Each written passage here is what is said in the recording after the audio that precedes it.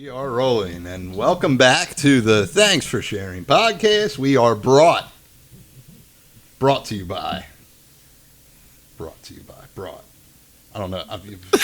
We'll explain it. Run through your sponsors. Yeah, we are brought to you by KO Pest Control, Dan Rouse at Cherry Hill Mitsubishi, KCD Construction, Pace Roofing, Colt Recording, Hoover Delivery Service, ERT Restoration, Doodah Distro, J-Bo's Creation, Kelsey Kool-Aid Art, Four Seasons Landscaping, Art History, Sharky's Barbershop, Artie Realty, Bone Marrow, Capital Adjustment, Santini's Grill, A-Plus Insurance at Tyson and Castor, Ivy Innovations, and Ghost with the Most Boutique. And that's them. Hey, shout out Santini's. Yeah, bro, I was going to say, you had them on your podcast. Yeah, I love them. They stood me up, dude. Best people. No, I asked them right when they were looking for a store location. And he was like, man. I'm busy. And I was like, he didn't say it like that. That sounded like he was like, fuck you, I'm busy. Nah, you can't even blame them, man. They were grinding. I got them right before that, the whole thing happened with the store and stuff. So. Great sandwiches. Oh, yeah, the best. They live actually right next door to my uncle. Oh, for real? So it's convenient because I went there to pick up the one night, the only time I had it, and it was phenomenal. But yeah, right in Morel. there was no parking, and I could just park in a driveway because I was like, yo.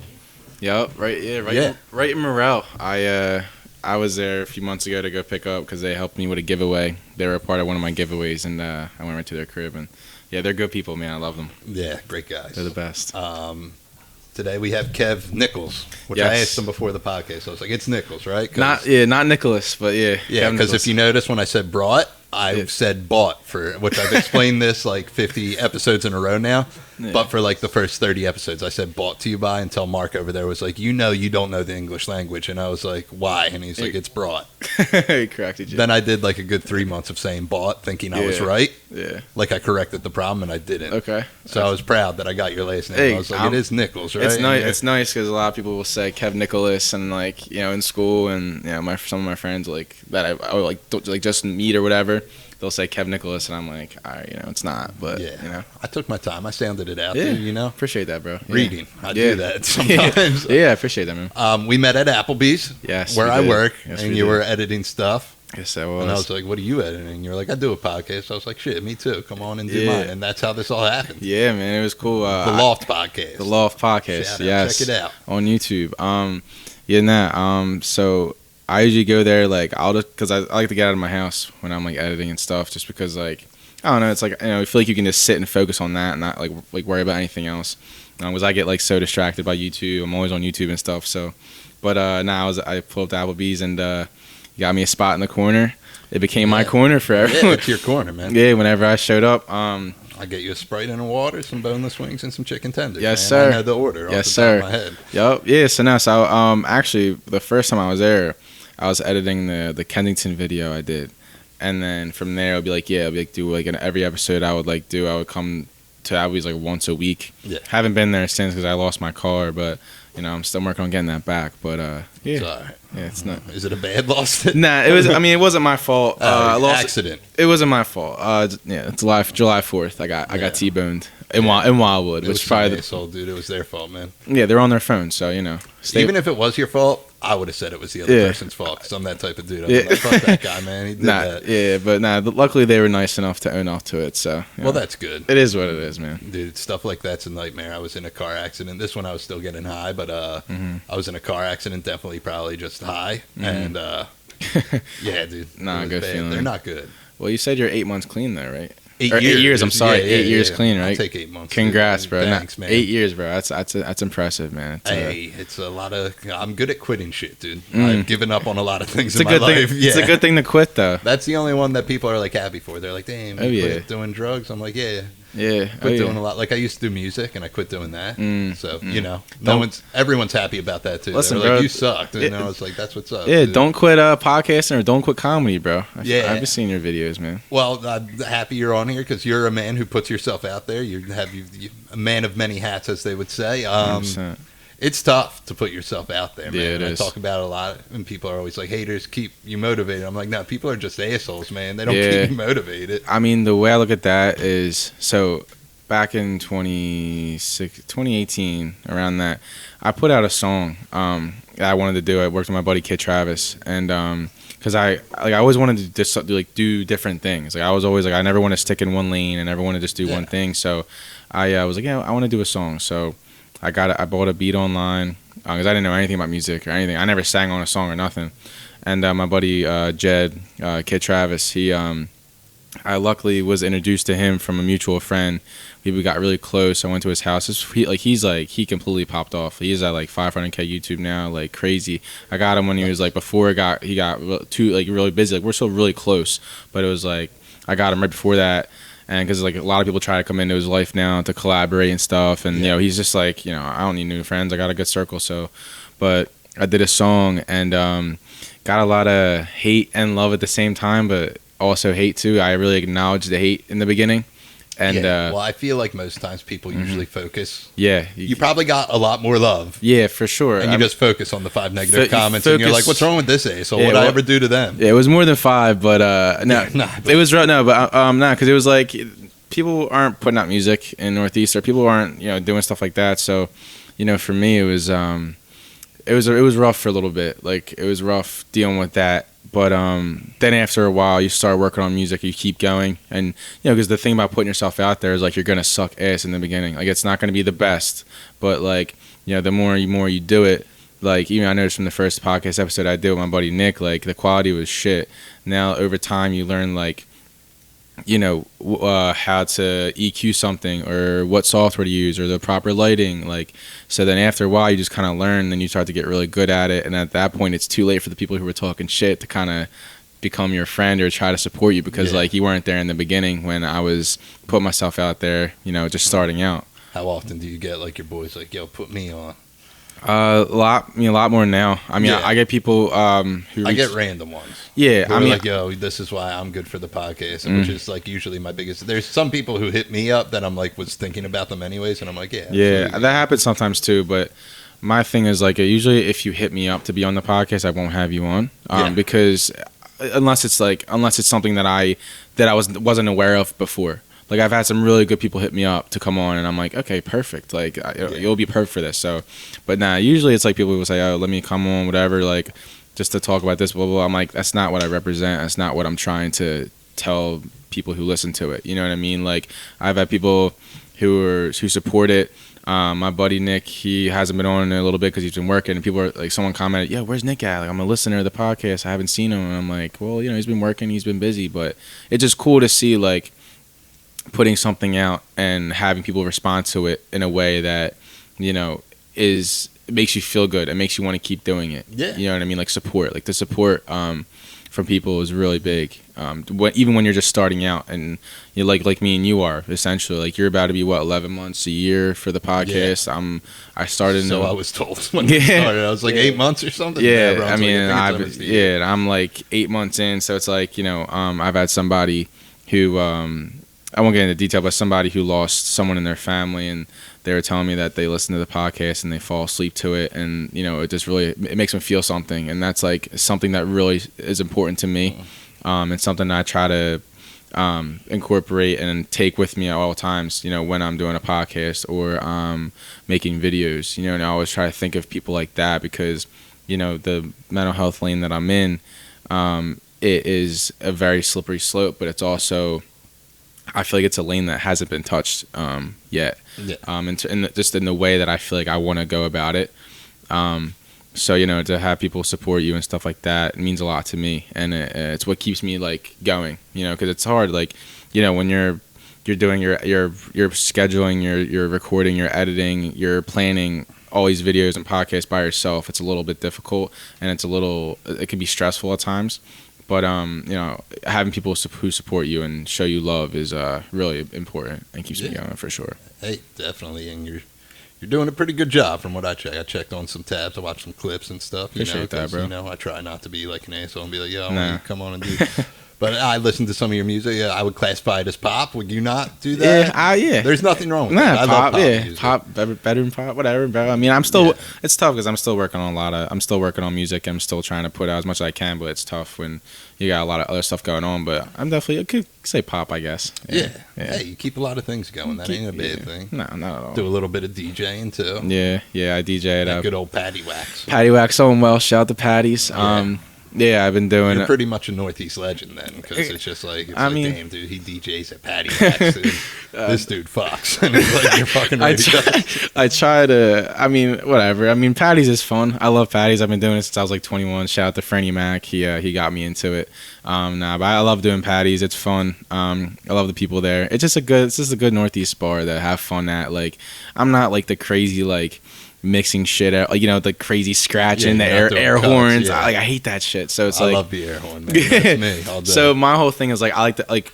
So I went to Temple, and I had a Temple House 1723, and I had like my DJ speaker in the basement. Is a big unfinished basement, and I always have these crazy parties. And I had my speaker going, and it's play like just bangers all night. And I try to like replicate that at Patty's, just so people have a good time, listen to good music. You know what I mean? Just have fun there. Yeah. So you like the nostalgic hits? Oh yeah. Oh, I love the throwbacks for sure, bro. Well, how old are you? 24. Okay, yeah, our throwbacks are way different. My throwbacks like Akon, like you know, shit like that. But yeah, I love that. But nah, I mean, I was doing Keenan's a lot this summer too. Oh, okay. I would do Keenan Wildwood. Mm-hmm. Yeah, I would do Keenan's, and then I would do like Kensington Pub. I got asked to do Maggie's on Sundays, like brunches. So, but it's tough with the Eagles. Brunches? Yeah, like 1 to 5. I mean, who wants a DJ for brunch?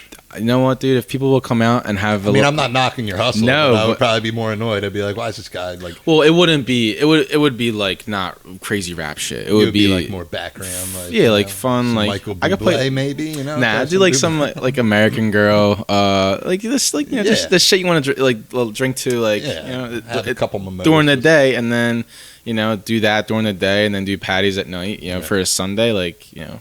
Yeah, oddly enough, you know, once the football season comes back around, people don't want that shit once that happens. Nah, they don't. They want the birds, but what's been good about Patties is like the summer's notoriously like not as crowded, but like that's the whole industry is just, you know. Mm-hmm. But we've actually had like good people there. We've had a good crowd. It's like on Fridays and Sundays and stuff, and then Mike and Callie comes back, so like we usually play together. Like they'll play their music for a set.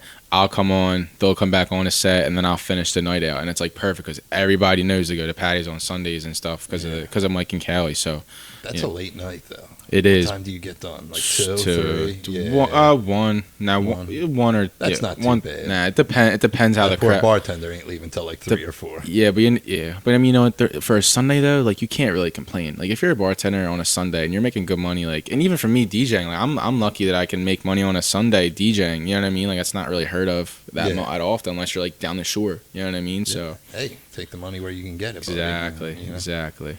What else? Is that your only source of income? So DJing, I do have a sponsored. I do have a deal with Screwball. So they pay me to post like a few times a month to promote their the whiskey. It's actually a really good whiskey, Screwball Peanut Butter Whiskey. Check that out. It's actually fire. Check it out. I know a lot of our listeners are in AA, but check it out. I'm sorry if if you're in AA. I'm so sorry, but it is. And the only reason why, so it's we're 50-50. There's a lot not in AA. Yeah, so it's weird because they hit me up because like they saw me at Keenan's one night and they're like, hey, listen, like we'll pay you blah blah blah, like we'll send out like people to come out and like, you know, check you out. I'm like, all right. And it's like, to me, it's like it's weird because I do have like the fun part of me, the DJing part of me. Yeah. But I also I do care about the giving back and the mental health and, you know, all that type of stuff too. So it's like it's tough because, like, you know, you're gonna get a sponsor from a whiskey company, but like then you're on a podcast helping people who maybe struggle with addiction or whatever they're going through. But it's like the way I look at it is like, you know, I do look at their story. Like the people who created the company have a really good story. So it's like I believe in the story, and also too, I'm not against, you know, having a few drinks if you can. If it's something that doesn't affect you, but if it does affect you, then you know what I'm saying. It's all good in moderation. So I'm it's not against it. I am a bartender, and right? I'm like, do what you so want. It's all about moderation. You know what I mean? So it's like, you know, so I try to keep that balanced a little bit, but I also do believe I do have another side where like I do believe in like helping people with mental health and depression, and because I see people who go through that, and you know it does mess with people's heads, and you know I want to be that person who can help somebody, whether it's through a conversation or through like giving back someday. Like my goal one day, and I have like goals I write on my wall. And one of them is I want to give somebody a car. I want to raise $50,000 for charity, like just things like that I want to do in my life.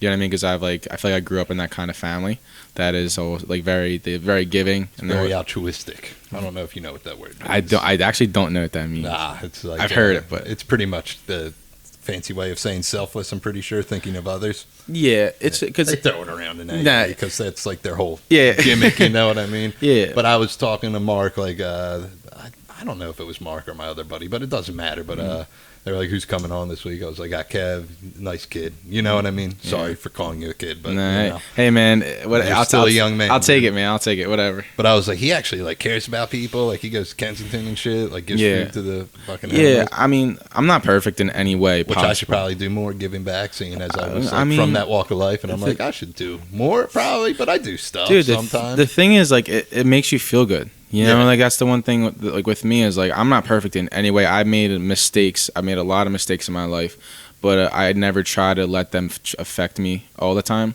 Like you know, when it comes to giving back and stuff, I've been lucky enough to like honestly, one of the main reasons why I'm even involved is because of the podcast. Yeah. So I started the podcast and it forced me to network with people. And I was lucky enough to meet Meg Cohen through the Grace Project and stuff. So she would tell me like, "Hey, I want you to come out to Kensington." Like this was like after we filmed, and I was like, "Oh yeah, sure. Like yeah, I'll come through." And then like for a little bit I didn't because I wasn't really sure. One day I put myself out there and was like, I was just like, "Oh, I love this. I love being out there with the people," and you learn a lot about them. You learn like that. I'm not gonna lie. First day I was like freaking out. I was like, I don't know what to expect because it is hell. Like I mean, yeah, I know. I made a video on it, and too, but I made a video on it. Check that out on my YouTube. But nice, I basically nice little subtle plug. But no, the only reason why I made the video is because I wanted to educate other people. So when I went, I was like, oh, this is intense. This is like hell on earth, and the things that people go through are real. Like when I had Meg and Becky on. They both work at the Grace Project. Like, I was able to hear their stories, but I wanted to learn for myself what it was like because, someone in my family, so I'll say it.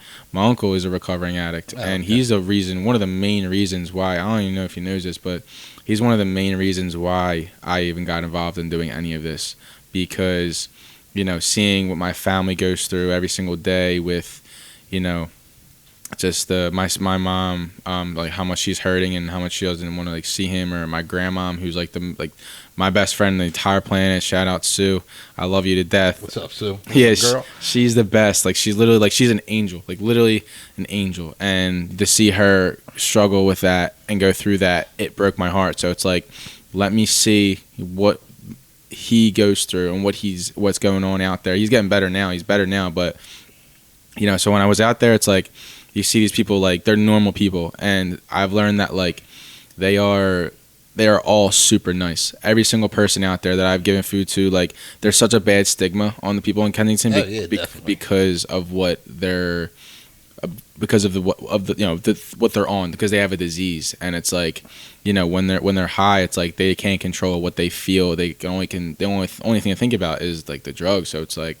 But when you're out giving them food and you're out helping them clean up, and it's like they're just super thankful, and they oftentimes they do help, like they help clean up and stuff like that. So they're all amazing people, and like I love being out there. I love being with them because they recognize us and they see us as a source of comfort. Like I was this guy who this always stands out to me.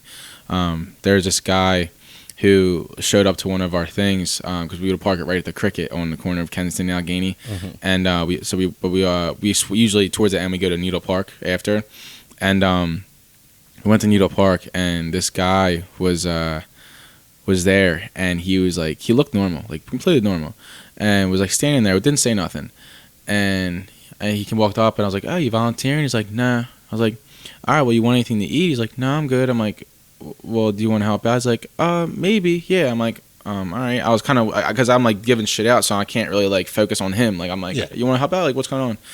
So, like, the day keeps going on. He's still standing there, And then towards the end, like there's this one guy in our group who just talks to everybody. Like he's just out there, like, and he was talking to him, and this dude like starts like crying. He's like, "Can you get me in the recovery house?" And I'm like, "Oh shit!" Like this guy was sitting there the whole time wanting me to help him, and I didn't even realize it because I might not have asked or I wasn't paying attention. And so Meg Cohen, the owner of the Grace Project, shout out to her. She hooked him up with a recovery center and got him in that day. And he was crying and was super emotional. And it really hit me because I was just like, these people out there are just so scared to ask for help. But like, you know, when you offer that resource to them, they're going to take it. Yeah. You know, because they do want to get clean. They really do. You know what I mean? It's just, you know, there's just a disease that they struggle with. Yeah. That's super hard. It's a lot of getting it from your head to your heart. Right. Because there was a lot of times where I was like, I need it and want it. And it's probably the best, but I just wouldn't do it. You know what I mean? It took me a couple bumps in the road. But listen, you're killing it right now, dude. You know what I'm saying? You gotta better word. No, for real. Like, because I always think this too. Like every single month, every single day that you're clean is huge, and you gotta celebrate that. And it's not celebrated enough. Like Darnell Hinton taught me that. You know, like with him and Teach One Feed One, like you gotta celebrate every single day, month, year, because it's a constant struggle. Then, like I said, I don't personally experience it, but my goal is to educate myself on it and help share it with other people. So it's like, from what I've learned is like, it's a constant battle, and it's like every single day is super important to these people, and it's important to me too. Like to hear that you've been clean for 8 years, I'm like, oh shit, dude, like that's fucking sick, man. If I can do it, a lot of people can do it. Anyone can do it. Anyone can do it, bro. You realize, dude. I don't know the difference between broad and bought. I think, you know, getting sober is a lot easier. Yeah, but dude, but guess what? You educate yourself just like you educated yourself on my name. You're like, oh, Nichols. I'm like, nah, Nichols, and now you know, right? Yeah. So it's like, well, it would have been an asshole move if I was like Kev Nichols on the podcast, and you know, yeah, but that's hard though. And you're nice. You wouldn't have corrected me, then it would have been a whole thing, and I've been like, I fucked that up. But I mean, it is what it is, man. Yeah, you got to correct people. For sure. I was doing comedy last night, and the dude bought me up, and he was like, Joe Kelly, and I was like, what? Yeah. Which I think's a lawyer's name. Yeah. Why the fuck did he mess your name up that bad? I don't know. Then he was like, dude, he apologized. He was like, I don't even know why I did that. And I was like, I don't know. Yeah, bro, get your shit. That's like super unprofessional on his part. Like to not know, like for a comedian's fucking name. Like, come on. It's open mics. Yeah, but still, there's no professionalism. Yeah, but still, dude, like I'll even go for like job interviews and shit, and I'll be in a job interview, and they're like, what's your name? I'm like, I literally fucking applied for your job. I gave you a resume. You know, I like what? I'm like, I'm instantly like. Now, if you're in a job interview and they hit you with Kev Nichols, do you not correct them because you want the job? I'll correct them. It depends on the job, dude. Yeah, you give them a chance, you know. Yeah. But if it was Applebees, you better correct them. You got to put them in their place. You give them a chance, but yeah, man. So like the Grace Project, it's been one of the biggest things for me. Are the shakes here? Your smoothies the here, smoothies man. Are here? Yeah. Oh shit. All right, say no more. All right, nice, here we go. Dude. I didn't want one. I'm gonna die in early death because I don't like smoothies. His fault. But I had one smoothie in my life, and it was my buddy Nate's grandmom. She was like, dude, she strong-armed me, this old woman. You were talking about how your grandmom's your best friend. I have a theory, and I don't doubt that your grandmom's nice people, but I feel like most old people are like, I loved my grandmom, but she was miserable all the time. You know what I mean? I'm sure your grandmom's a nice lady. My grandparents, but I have a theory that most old people, like, fucking, you know what I mean, suck. Mm-hmm. You know what I mean? And everyone's like, but I love my pop-pop. I'm like, yeah, because it's your fucking pop-pop and your grandmom, you know what I mean? Right. I mean, mine were all, well, my grandparents, all my grandparents are alive besides my grandmom. Who passed away in 2016, RIP. She passed away a little while ago, yeah. It was 2013, I think it was, yeah. So a while ago. I try to forget it. Like, okay, it was one of the deepest and darkest times of my life. But yeah, man, so. Yeah, but I was at his house, and his grandmom's like, you like milkshakes? And I was like, I love milkshakes, which makes the whole me not like a smoothies thing probably weird. But she was like, do you like strawberry milkshakes? I was like, no. You know, and she's like, well, just try it. It's like a strawberry milkshake. I was like, what's this old lady not computing, dude? And she strong-armed me to try the smoothie, and I hated it. Yeah, I've had some I'm trying to think of any, if I had... Should have hit her with, I'm allergic to strawberries. That's like a big one. I'd be like, I'm allergic to strawberries. Yeah, I'm trying to think if I had any experiences with food that, like, I can't really think. Honestly, eggplant. It's the worst smelling thing on the planet. Yeah. And my mom will cook it and like, hey, if you want some eggplant, the whole house will stink like shit for like fucking. Do you eat it though? No. Oh no. All right, good for you, man. Nah, that's like the one thing that I can't smell or like be around, or Yeah. I'll like get like nauseous. Too childish with it. I just like will refuse to eat stuff. You know what I mean? Yeah, bro. Here we go again about food, you know, and Yeah. that's what this podcast. It always comes back to food, Yeah, I mean, and we're always like, if wow. we're on the topic of food, I mean, I've been educating myself on food a little bit recently. Had do some plugs. Pete's Eats, probably the best cheesesteak I've ever had in my entire. They look phenomenal. My boy Johnny Butler always eats them. They're hard to get though, right? I was I was fortunate enough to have Pete on my podcast, and he brought over a cheesesteak for me, and I tasted. Did you eat it on camera? Yeah, that's what's up. Dude. It was good. Did you feel like a slob? You were like, so you make these? I didn't even care. No, it's so weird. It's the way that the breading. It's so like, you know, but now that's good. I gotta give a plug to Meg Doc Cakes. I don't know if you ever had her. So Meg Doc, she bakes like cakes, cupcakes, and all that stuff, and it's all like super rich and like light. And she's the best. Meg Doc Cakes. If you guys want any cakes for birthdays or anything, she's the best. Like, I will follow that after this, because if there's one thing I love, it's sweet treats. Yeah, even have her on and have her bring some over. Like, she is, and she's also one of the most genuine people I know. Like, we talk every day, about like all different stuff. Like, I look to her like a little sister, but she's the best, and obviously Santini's too. Yeah. But yeah, I mean, I'm trying to think if I had any other food. I did a food I did a giveaway with Larry from what's his Instagram account? It's the hold on, let me look this up. Look it up, man. Yeah, I want to get this right, because this is our giveaway episode. I don't know why I'm sorry, Larry. I'm so sorry. I'm drawing a blank right now. It's Flavor of Philly. Oh yeah, the Flavor of Philly. I don't know if you've ever seen that account, but it's like he has like 20K on Insta, and he just like comments on he just goes tries different places and stuff. And so I had him on, and we did like a mukbang, quote unquote, with Meg Docs and Santini's, and then we did like the Devil's Toe Challenge, which was like the hottest taffy in the world. And this sick fuck kept it in his mouth for 5 minutes, the drooling and stuff. It was brutal. I love spicy. Yeah? That's my shit. I can't do it. I could do the buffalo wings from Applebees. That's it. Yeah. That's the Scoville unit. Scoville is the measure of heat. I don't know if you knew that, but that's the hottest you'll go, is that? I mean, for me to enjoy it, yeah. Yeah. So we had wings on here the one time. Me and my buddy Paul, he came on because he's a big wing guy. And we just talk about wings a lot randomly. Really? Okay. And he bought like all these various hot sauce. We got them from the Jug Handle, which is terrible. And my buddy Nate swears by the Jug Handle. He's like, Jug Handle's best wings. And they were all. I have a problem with chicken wings when they have when it's the flats and they have like that fucking extra piece on them. I know, yeah, like I know. How Hooters has them. Yeah, yeah. I think that shit's disgusting. Nah, I like. And they were like real rubbery, and I was like, this is gross. Nah, I mean, I like flats. But I'll do. You gotta go flats, man. Oh yeah, I live right by Kern's. I go to Kern's a lot. I like Kern's Cajun wings. Kern's is banging. I'll just do regular buffalo, but Kern's is good. I mean, Applebee's it gets the job done. You don't got to be nice to Applebee's because you're sitting here, man. I do like Applebee's though. I mean, it's my go-to. Yeah, you know? obviously you go there. You know, go on some dates to Applebee's too. Basic as shit. No, I know.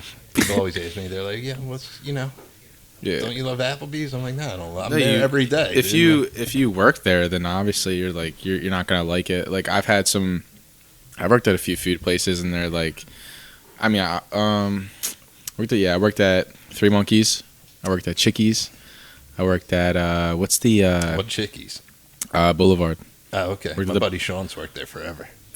I think I know Sean then. Red hair. Bartender. Yeah, I know Sean. Yeah, Sean's the man. Yeah, Sean's. I grew up with him. Sean's the man. I love him. Yeah. I worked there a long time ago. I actually met P&B Rock there when back in 2016. I didn't even know who he was. Yeah. But I got a picture with him and stuff. Now, were you sure it was him? Oh, I was positive. Okay. I was positive. So, and he moved into my development in Ben Salem. That's and then got kicked out for drug charges. I remember that. I saw that. That was a couple years ago. We were saying free P&B. Yeah. One time I was at work and I thought I met Baron Davis. Do you know who Baron Davis is? Yeah, played for the Clippers and the Warriors. Yeah. I thought I met him, but then I was just like, and there's that old stereotype that all black dudes look the same. So I was like, it could be him, but it could just be a black dude that looks. Yeah. And I wanted to tell him and be like, you look like Baron Davis, but I didn't want him to be like, that's racist. I am Baron Davis. Yeah, well, that would have been a cool outcome, but I thought he'd be like, you're a racist piece of shit, that? Yeah, it would have been better if he just, if he went along with it, then I would tell everyone. I'd be like, I met Baron Davis. Oh, yeah. Man. You meet any celebrities?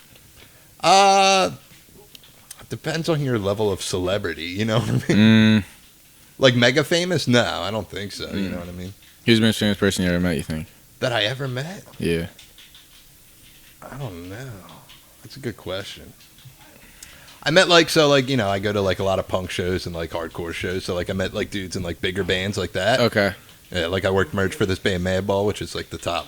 Okay. They're like one of the top They're hardcore up there? band. They like originated kind of, they were very early on. Okay, cool. They're pioneers of it. I will say Okay. that, and they're very good. And I'm not like really even a big hardcore music fan, Okay. but all my boys have been in hardcore bands, so I go. Yeah. So I met That's I dope. met them. I worked merch for them.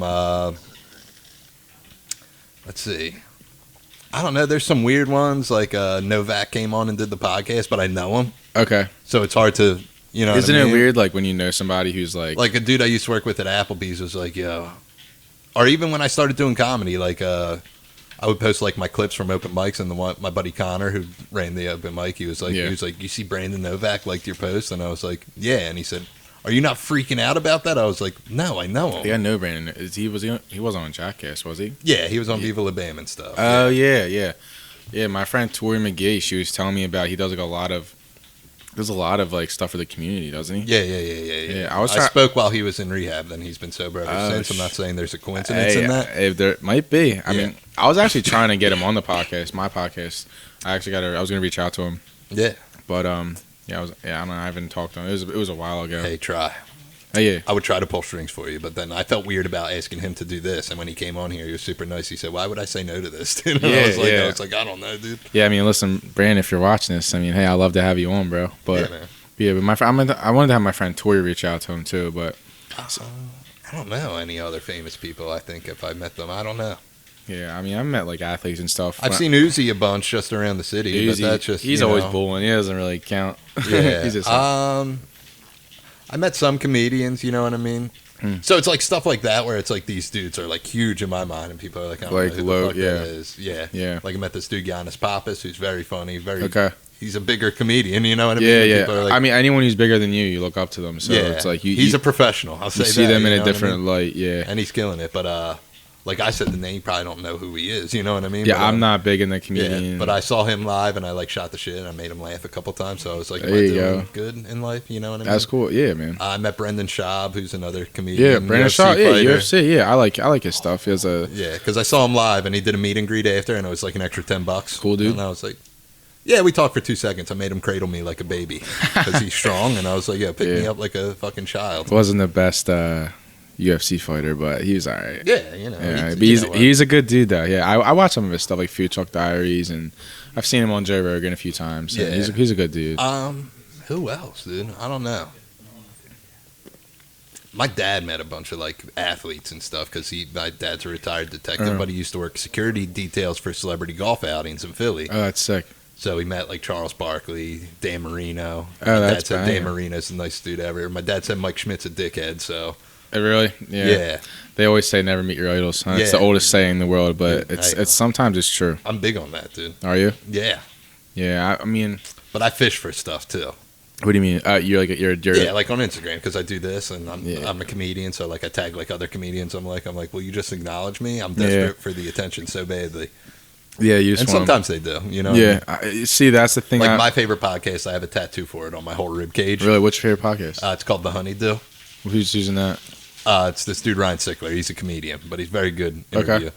So he does like I do like a knockoff version of his because his whole thing's like highlighting the lowlights of life. Oh, okay. Which in my head I think this is like, but then it's like more like me highlighting. I'm like, why do you think I'm not good enough? And like, it's a random person every week, and it was like, I thought we were here to talk about me. I'm like, you would think. That's what you thought. That's what you thought. You would think, but we're back to me now. You know?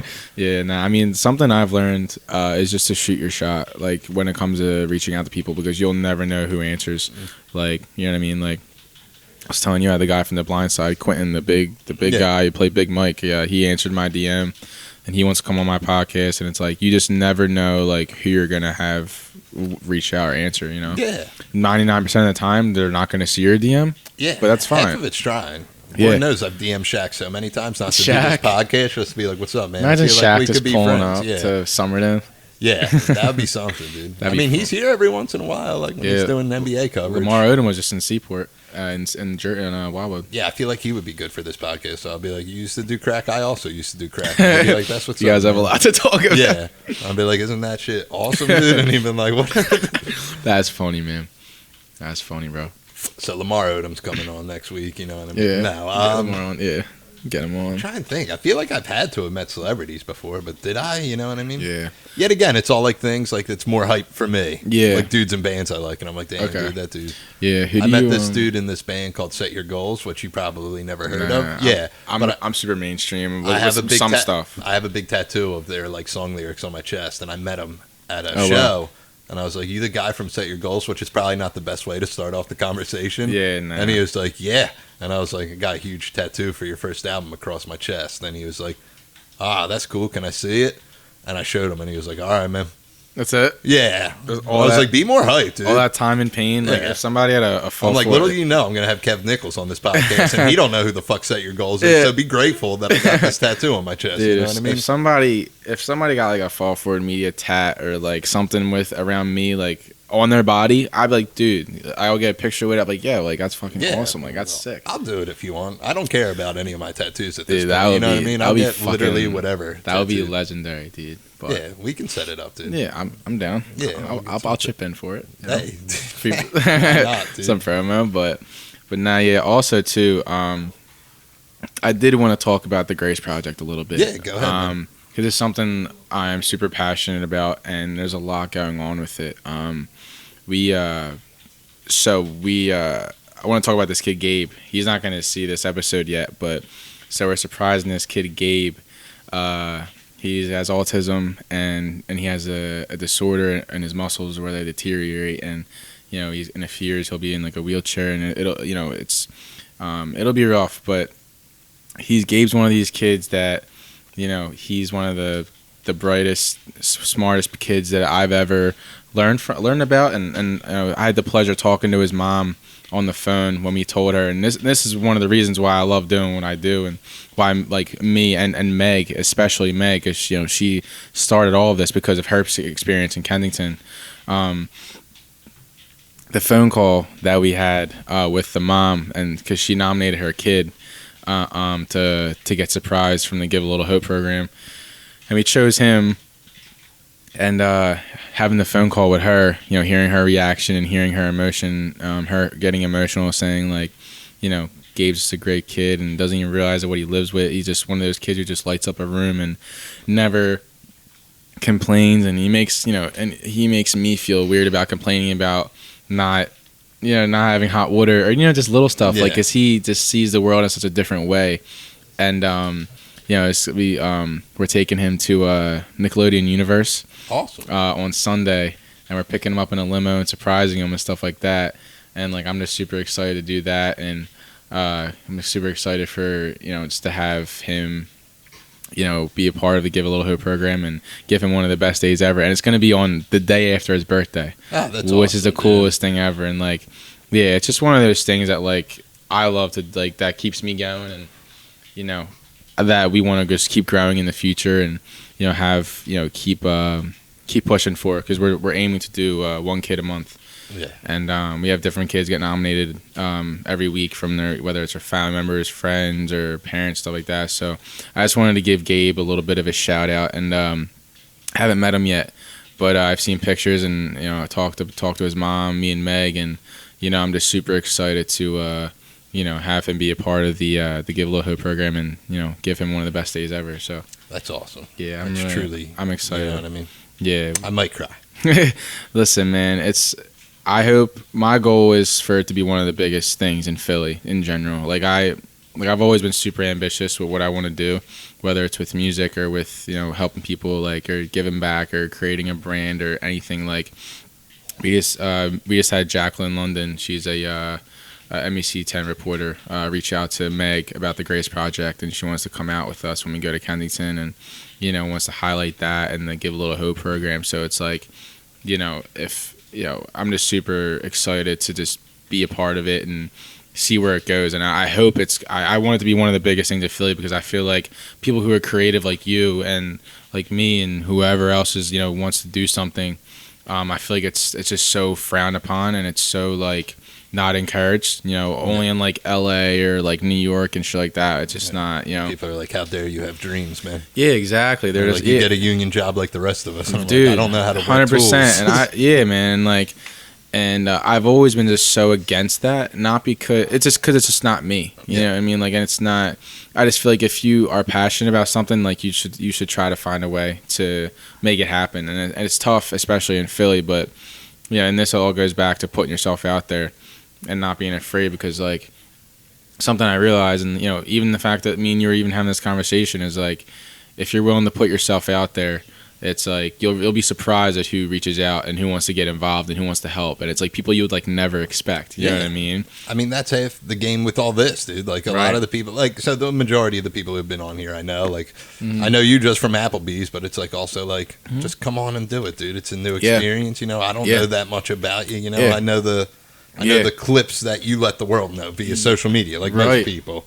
But it's always cool. Yeah, but I find podcasts to be really cool. I feel like it's something that I feel like COVID, like people are really starting to like hit on now, and people are starting their own podcast, which I think is amazing. Yeah, like, I mean, that was the necessity because, like, you know, open mic stopped. You know, I was like a year or 2 years into stand up. I guess it's 3 years now I've been into stand up, but like, okay, you're still in the beginning stages. Yeah. Then I took stand up, and I was like, you know, they're like the world shut down. Yeah. And even still now, it's like it's difficult because I got a puppy in quarantine, and then my brother sold his house, so him and his wife moved in with us. Okay, and they have 5 kids, so it's like I never want to leave the house. You know what I mean? Because it's just like so much is going on there. It's it's a lot of responsibility to take on. Yeah, they had triplets, man. Damn. Yeah. Well, congratulations. Yeah, you know, they're cool. They're the easiest part. The 2-year-old and the 6-year-old's real easy too. The 2-year-old's tough. She's mean. That's awesome. You know, that's awesome, man.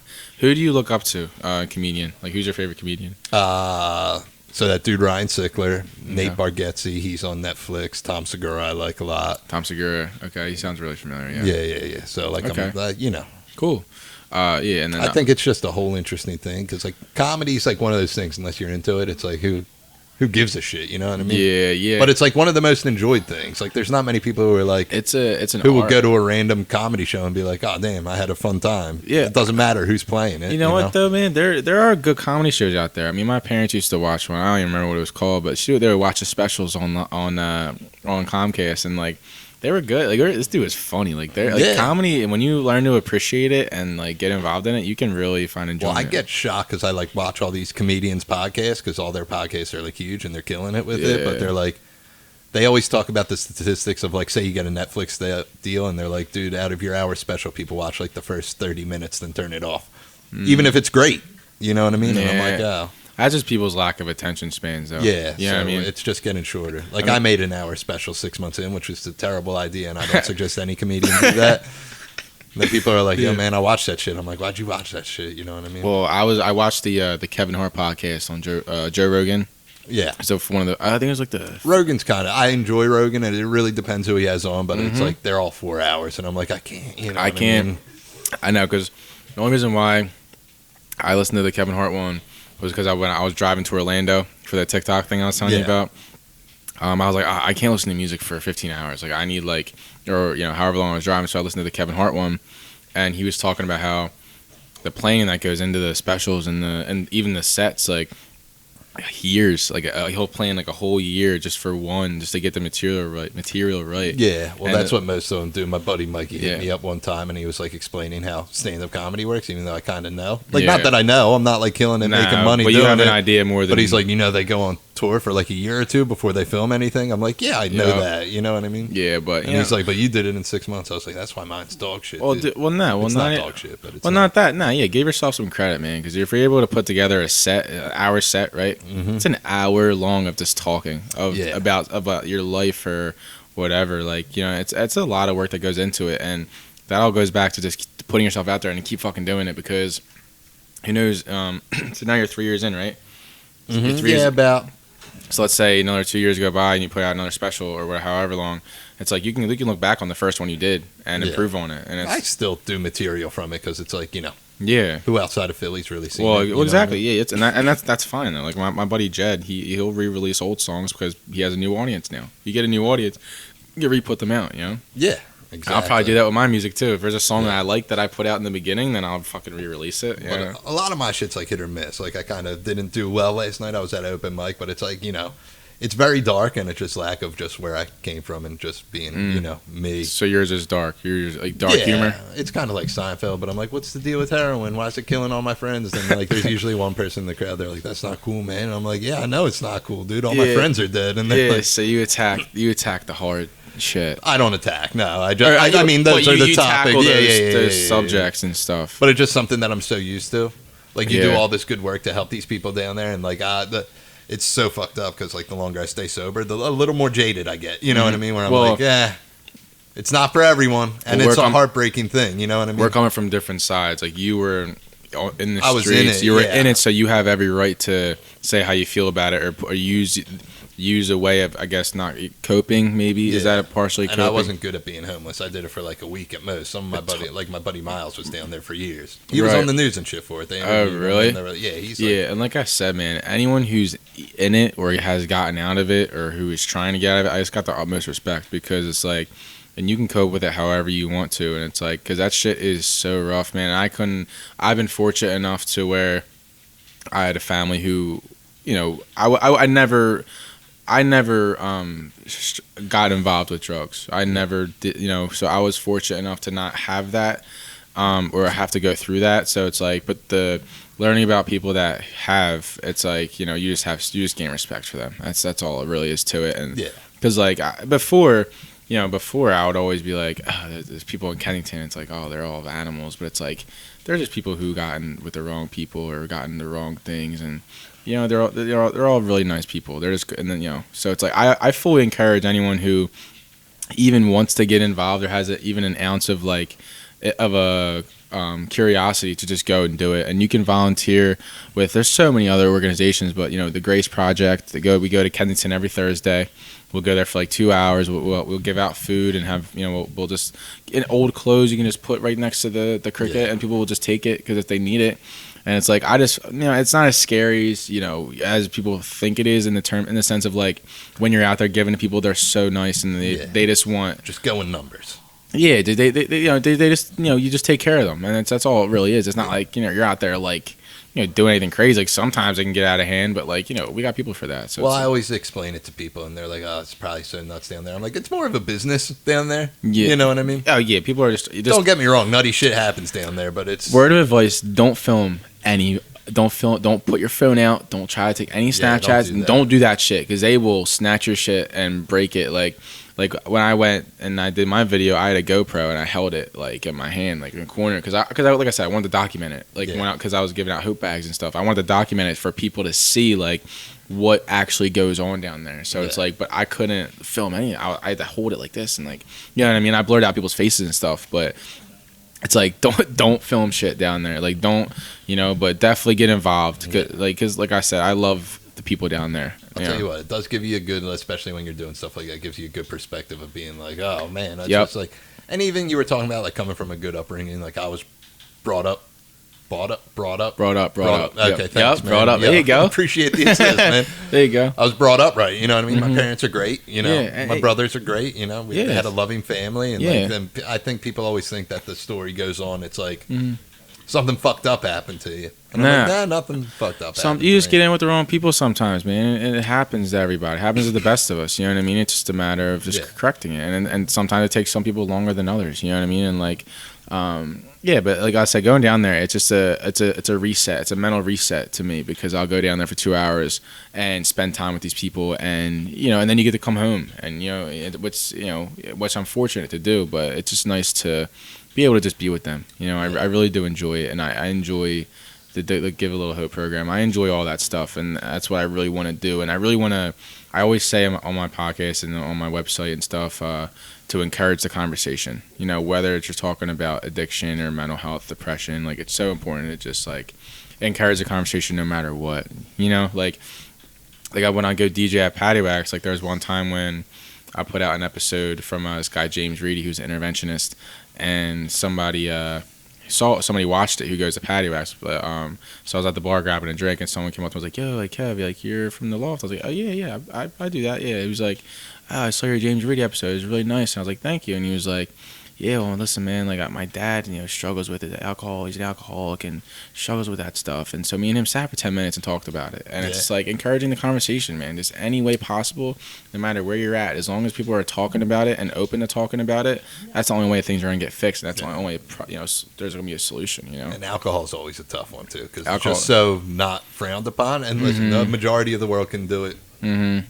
Yeah, they're fine. You know what I mean? But that's the thing too. Is if you can balance it and you can do it socially or responsibly, that's fine. But if you do struggle with it, then try to attack it and try to correct it. You know what I mean? Because I run into a lot. Like a couple of my boys, they were sober like a long time. Then they're like, I want to smoke weed now, which doesn't work for me. Nah, I'm not. Yeah. But I was like, try it, man. Who am I? Which isn't the right AA response to give to people. I'm like, I don't know what to tell you. Don't do heroin. Well, at the end of the day, everybody is their own person, and they're going to do what they want. But weeds get into a level of where it's like not frowned upon. I feel like it should be less frowned upon. It's getting decriminalized. It's medicinal uses and stuff like that. But people fucking love weed. Yeah, I mean, I personally was never a weed person, but I love weed. If I could do weed, I would do it. Really, but I can't. You can't because I mean, but you find other ways though, man. Like you find ways to get enjoyment from. Do you go out a lot or no? You just kind of just chill, right? Yeah, I don't like being around people that much, to be honest with you. I'm around them all day at work. Introvert, okay. Yeah, I wouldn't say I'm introverted. I can be like outgoing and talkative. But you just get sick of people at Applebees. I'm just dealing with Applebees every day. So I'm like, here we Shout go. Shout out Applebees, man.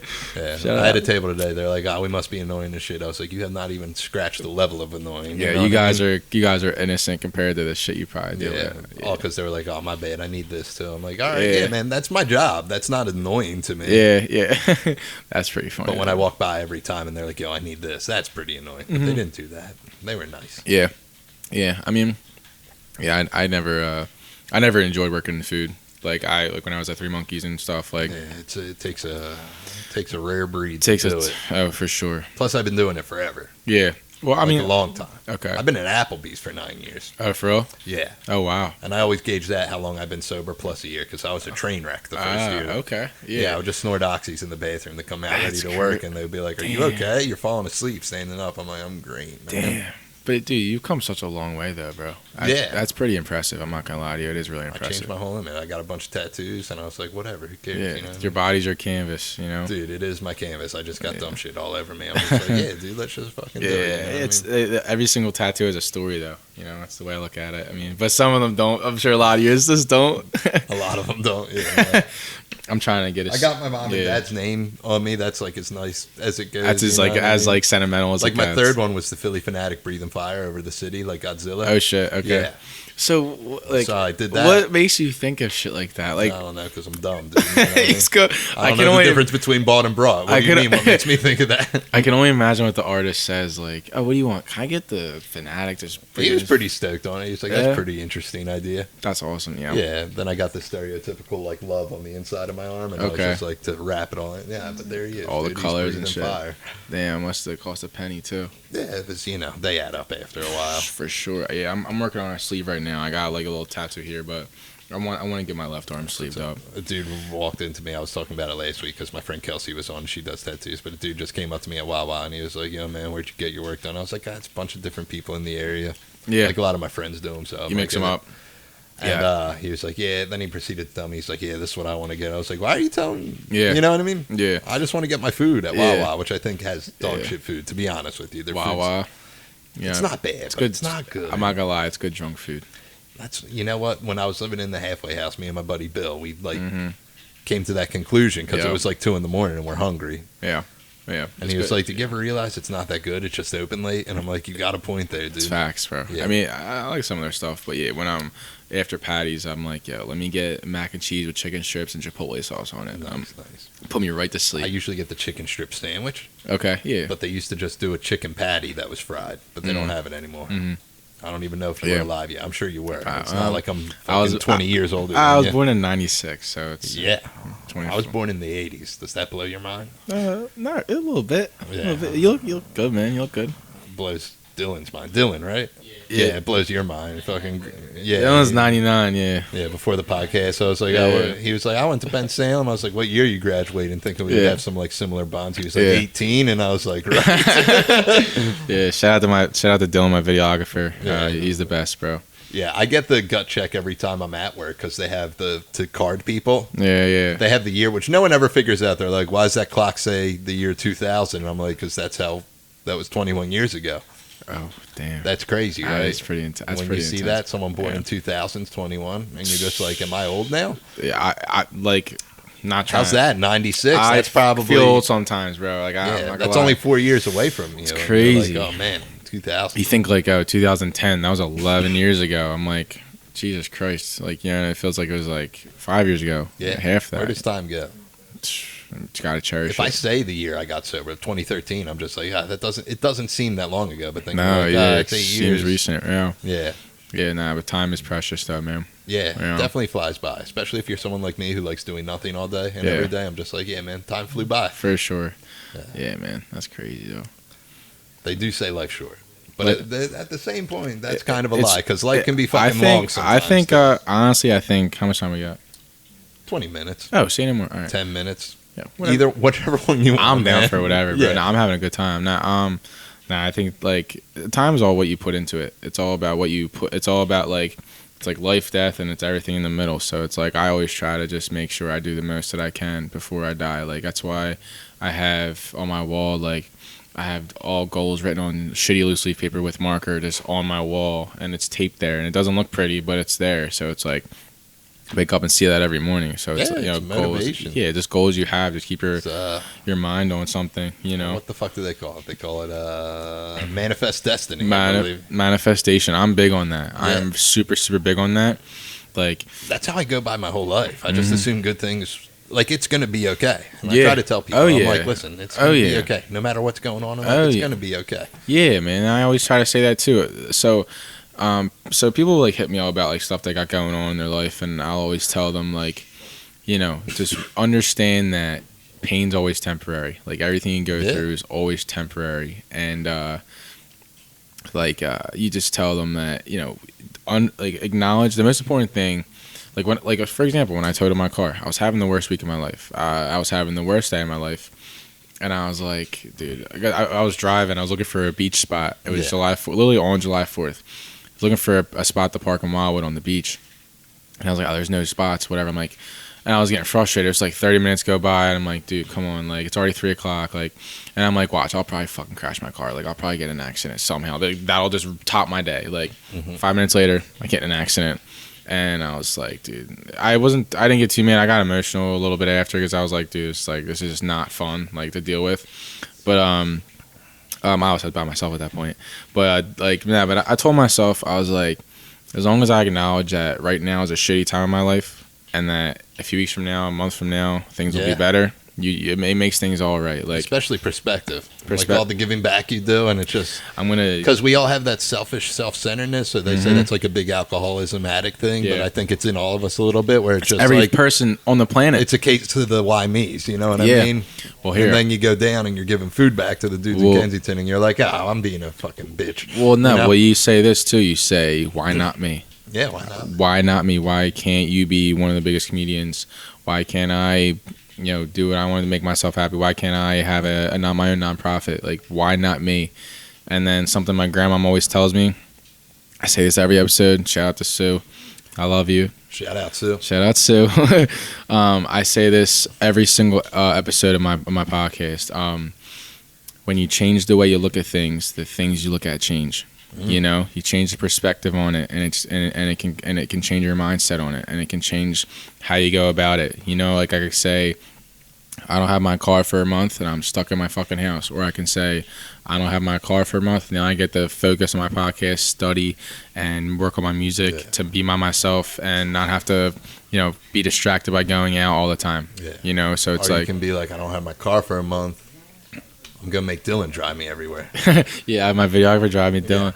Have Dylan drive me everywhere. I have my sister. That's good. That might make you feel better because then you're like, I got an entourage. Like this dude drives me around. You know what I mean? And then guess what? A month goes by, you got your car back, and now you're happy, and now you know what I mean. It's just like, it's just understanding that pain's always temporary, and the shit you go through can always be temporary. And if you just change the way you look at it, it can be better. Because I can guarantee you, 9 years ago when you were getting high, you didn't think you'd be at this point, right? You didn't think you'd meant, you know what I'm saying? But they also tell you not to project, because I remember when I got sober, they're like, you won't even believe where you're at 5 years from now. And I always joke about it because, like, they say sobriety's like peaks and valleys, ups and downs, like a roller coaster. And like my life pretty much like plateaued. Like I went into sobriety working at Applebees, and I lived in a halfway house, and now I live back with my parents and I work at Applebees. I'm like, it stayed pretty consistent the whole time. Yeah, but dude, consistency's good.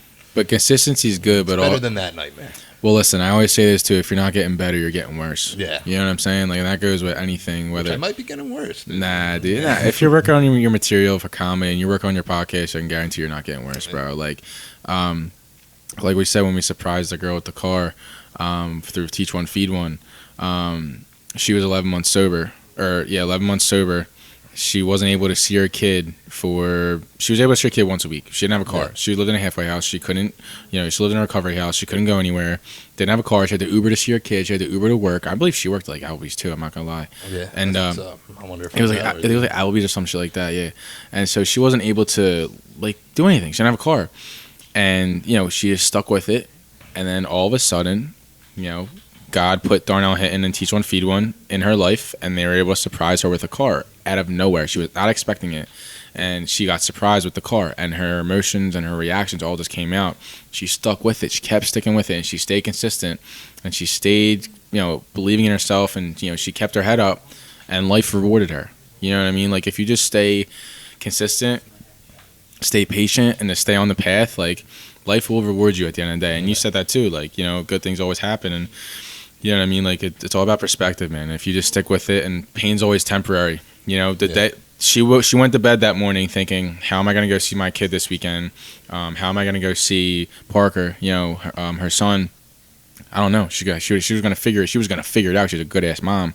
Yeah. But then God put Darnell into her life, and the next day she has her own car. And now she can go see him. So it's like there's so much beauty in that, and just in the struggle, and in just sticking with it, you know what I mean? And realizing, like I say, I always like I said this, like just realizing that pain's always temporary. Your life's not always gonna suck. As long as you put in the work and you actively work towards getting better, one day it will happen. It will. You know what I'm saying? That goes with anything. It got me ready to run a fucking 5K. And then I hate physical work. No, bro. It's just like, I don't know. It's just something that I've just learned, bro. Because, like, I used to beat myself up about so much shit. Like, when people would talk shit about my music, or people would talk shit about my podcast, which is, pretty fucking stupid. But, now I'm just like, I'm a brick wall, bro. And I'm just like, dude, there's not a single thing.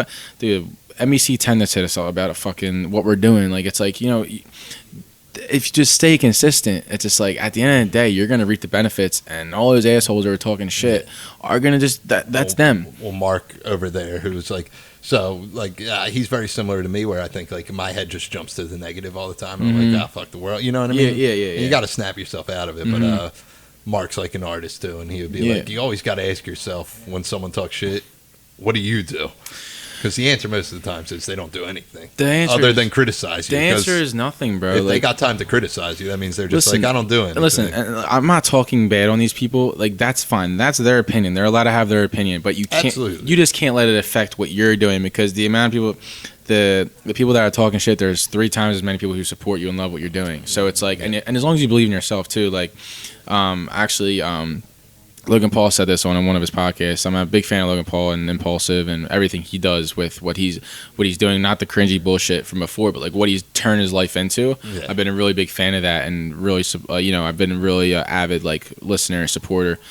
He said like, those people, that's just their lane. That's just them. Yeah. That's where they belong. Because like that's life. Like I always say, you're gonna have the creators, you're gonna have the consumers. You're gonna have the people who make the stuff and make something of their life, and you're gonna have the people who enjoy it and want to be a part of it. And that's fine. Like there's not everyone's gonna want to be a billionaire or whatever, and that's perfectly fine. But I don't want to be a billionaire. That's too much. Even earlier when you said the biggest comedian, I'm like, I want to be You want to be Joe White. Like, you wanna I do want to your be thing. professional at Right. most. Right, but that's cool though. Like that's the beauty of it. Like My level of fame, I always describe it as this: like the level of fame I want is to be able to walk into a mall still, and maybe someone's like, "Holy shit, what are you doing here, man?" Yeah, and that's cool though. You know what I mean? But like in terms of the people who like are talking shit, it's just like, you know, let them talk shit, because at the end of the day, that's what they want to do, and that's fine. Yeah. You know, it's like you can't be too high on it. You can't be too mad about it, because at the end of the day, it doesn't matter. Like, it doesn't mean shit, because if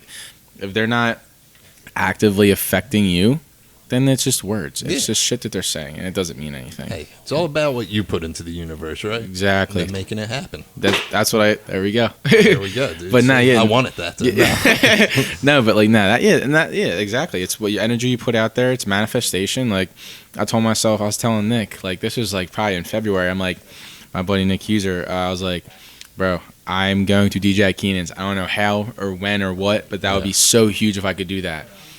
I go to Keenan's one day, Mike and Kelly are playing. I'm like, hey, can you put me in touch with the manager? I'm gonna DJ there.